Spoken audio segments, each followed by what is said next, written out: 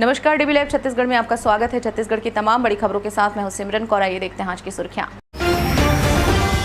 केंद्रीय गृह मंत्री के खिलाफ कांग्रेस ने निर्वाचन आयोग में की शिकायत। कहा, राजनांदगांव में दिया भड़काऊ भाषण, आचार संहिता का किया उल्लंघन। बिरनपुर मामले को लेकर भाजपा ने कांग्रेस सरकार को घेरा।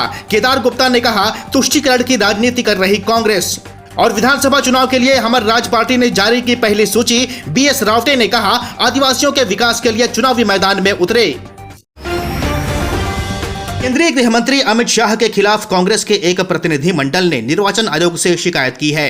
कांग्रेस ने आरोप लगाया है कि अमित शाह ने राजनांदगांव में भड़काऊ भाषण दिया है, जो आचार संहिता का उल्लंघन है। कांग्रेस संचार विभाग के अध्यक्ष सुशील आनंद शुक्ला ने कहा कि देश के गृह मंत्री अमित शाह ने राजनांदगांव में चुनावी सभा को संबोधित करते हुए उन्होंने छत्तीसगढ़ की गंगा जमुनी तहजीब पर प्रहार करने की कोशिश की। अमित शाह ने वहां पर जो कुछ भी कहा वह हेट स्पीच की श्रेणी में आता है। उन्होंने हिंदू मुस्लिम के दंगे भड़काने की कोशिश की है। अमित शाह के चुनाव प्रचार को देश भर में बैन किया जाना चाहिए, क्योंकि वे दंगा भड़काना चाहते हैं। देश के गृह मंत्री अमित शाह कल पूर्व मुख्यमंत्री डॉक्टर रमन सिंह जी का नामांकन दाखिल कराने राजनांदगांव आए थे। वहां पे उन्होंने एक चुनावी सभा को भी संबोधित किया। चुनावी सभा को संबोधित करते हुए उन्होंने छत्तीसगढ़ की गंगा जमुनी तहजीब पे प्रहार करने की कोशिश किया, दंगा भड़काने की कोशिश किया। अमित शाह ने वहाँ पे जो कुछ कहा वह हेट स्पीच की श्रेणी में आता है, हिंदू मुस्लिम दंगा भड़काने की कोशिश करने की श्रेणी में आता है। कांग्रेस पार्टी ने इस संबंध में आज छत्तीसगढ़ के राज्य निर्वाचन आयुक्त को ज्ञापन सौंपा है और हमने मांग किया है कि अमित शाह के द्वारा चुनाव प्रचार को पूरे देश में प्रतिबंध लगाया जाए, क्योंकि वो देश में दंगा भड़काना चाहते हैं। सुशील आनंद शुक्ला ने कहा कि अमित शाह कह रहे हैं कि राज्य सरकार ने मॉब लिंचिंग करवाकर एक व्यक्ति को मरवा दिया। यह जबरन की बात है। इस पूरी घटना में राज्य सरकार ने आरोपियों को गिरफ्तार किया। न्यायालय में चालान भी पेश किया गया। न्यायालय का फैसला भी आ गया है। यहाँ हिंदू मुस्लिम दंगा भड़काने के लिए कार्य किया जा रहा है। कहा वो जबरन था। मॉब लिंचिंग करवा के राज्य सरकार ने एक व्यक्ति को मरवा दिया, वो भी जिस घटना के बारे में राज्य सरकार ने पूरी कार्रवाई किया। आरोपियों को गिरफ्तार किया गया, अदालत में चालान पेश किया गया, अदालत का कुछ मामले में फैसला भी आ गया।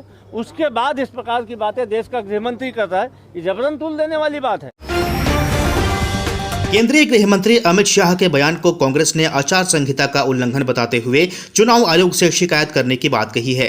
इस पर पलटवार करते हुए भाजपा ने बिरनपुर की घटना को लेकर कांग्रेस सरकार को घेरा है। रायपुर में भाजपा कार्यालय एकात्म परिसर में मीडिया से चर्चा करते हुए भाजपा प्रवक्ता केदार गुप्ता ने कहा कि केंद्रीय गृह मंत्री अमित शाह छत्तीसगढ़ आए हुए थे। उन्होंने बिरनपुर की घटना को मॉब लिंचिंग करार दिया है। उन्होंने कहा कि 30 से 40 लोग जब घेर कर किसी को मारते हैं तो उसे ही लिंचिंग कहते हैं। बिरनपुर की घटना को लेकर केंद्रीय गृह मंत्री माननीय अमित शाह जी ने कल आम सभा में कहा है कि ये लिंचिंग है, और निश्चित रूप से मैंने जो लिंचिंग की परिभाषा पढ़ी है वो यही है कि किसी एक व्यक्ति को 30 से 40 लोग समूह के रूप में घेर कर और मारते और पीटते हैं और उसकी हत्या कर देते हैं, तो इसी को लिंचिंग कहते हैं। ये कौन सी हेट स्पीच हो गई? केदार गुप्ता ने कहा कि बिरनपुर की घटना में मृतक के पिता ने 40 लोगों के नाम लिखित शिकायत की है, लेकिन पुलिस ने केवल 10 से 12 लोगों को ही गिरफ्तार किया है। क्या यह तुष्टीकरण की राजनीति नहीं है? क्या यह आगे होने वाले अपराध को न्योता नहीं देता है? उन्होंने कहा कि आप निर्वाचन आयोग में जाएं, लेकिन वह दोनों पत्र लेकर जाएं जिसमें भुवनेश्वर साहू के पिता ने 42-43 लोगों के नाम लिखित में शिकायत की है। कि जब भुवनेश्वर साहू के पिता ईश्वर साहू ने भुवनेश्वर साहू की लिंचिंग से हत्या के मामले में 40 से ज्यादा लोगों पर आरोपी के नाम जद कर लिखित शिकायत की थी, तो आज तक पुलिस ने वहां 10 से 12 लोगों को गिरफ्तार किया है। ऐसा समाचार पत्रों के माध्यम से स्पष्ट है। क्या ये तुष्टीकरण की राजनीति नहीं है? क्या वो 30 लोग आज भी खुली हवा में नहीं घूम रहे? छत्तीसगढ़ में विधानसभा चुनाव को लेकर हमर राज पार्टी छत्तीसगढ़ ने प्रत्याशियों की पहली सूची जारी कर दी है। कार्यकारी अध्यक्ष बीएस रावटे ने 19 उम्मीदवारों के नाम की घोषणा की है। मीडिया से चर्चा करते हुए हमर राज पार्टी के कार्यकारी अध्यक्ष बीएस रावटे ने कहा कि आदिवासी क्षेत्र का विकास आदिवासियों के अनुरूप नहीं हो पाया, इसलिए हम इस बार चुनावी मैदान में उतर रहे हैं। BS रावटे ने प्रदेश सरकार पर निशाना साधते हुए कहा कि निमोरा में एक बैठक बुलाई गई थी जिसमें विशेषज्ञ और 3 मंत्री भी शामिल हुए थे, लेकिन जब साइन करने का समय आया तो पंचायत मंत्री पद ही छोड़ दिए। 1996 से पेशा कानून पास है, लेकिन उन्हें रोकता कौन है, ये एक बड़ा सवाल है। मीटिंग के बाद निमोरा में 2 दिन बैठक हुआ, विशेषज्ञ लोगों को बुलाया, 3 मंत्री रहे, हम लोग पूरे समाज के लोग रहे, और उसके बाद जब दस्तखत करने की बारी आई तो पंचायत मंत्री पद ही छोड़ के भाग गए, और उसका वापसी हुआ तो प्रमोशन होके हुआ, तो आदिवासी को मुद्दा तो वही रह गए ना। 1996 से पेशा कानून पास है, तो रोकता कौन है लागू करने के लिए। छत्तीसगढ़ में बिरनपुर का मामला एक बार फिर से तूल पकड़ते हुए नजर आ रहा है। मृतक भुवनेश्वर साहू के पिता ईश्वर साहू ने न्याय की मांग करते हुए एक वीडियो जारी किया है, जिसमें उन्होंने मंत्री रविंद्र चौबे पर न्याय नहीं दिलाने का आरोप लगाया है। बिरनपुर घटना में मृत भुवनेश्वर साहू के पिता ईश्वर साहू ने कैबिनेट मंत्री रविंद्र चौबे पर आरोप लगाते हुए कहा कि जब मेरे साथ अन्याय हुआ तो न्याय मांगने मैं आपके दरवाजे पर ही आया था, पर मेरे क्षेत्र के विधायक और मंत्री होने के बाद भी आपने मुझे न्याय नहीं दिलाया। ईश्वर साहू ने मंत्री रविंद्र चौबे पर आरोप लगाते हुए कहा कि मेरे बेटे के हत्यारे अभी तक खुलेआम घूम रहे हैं।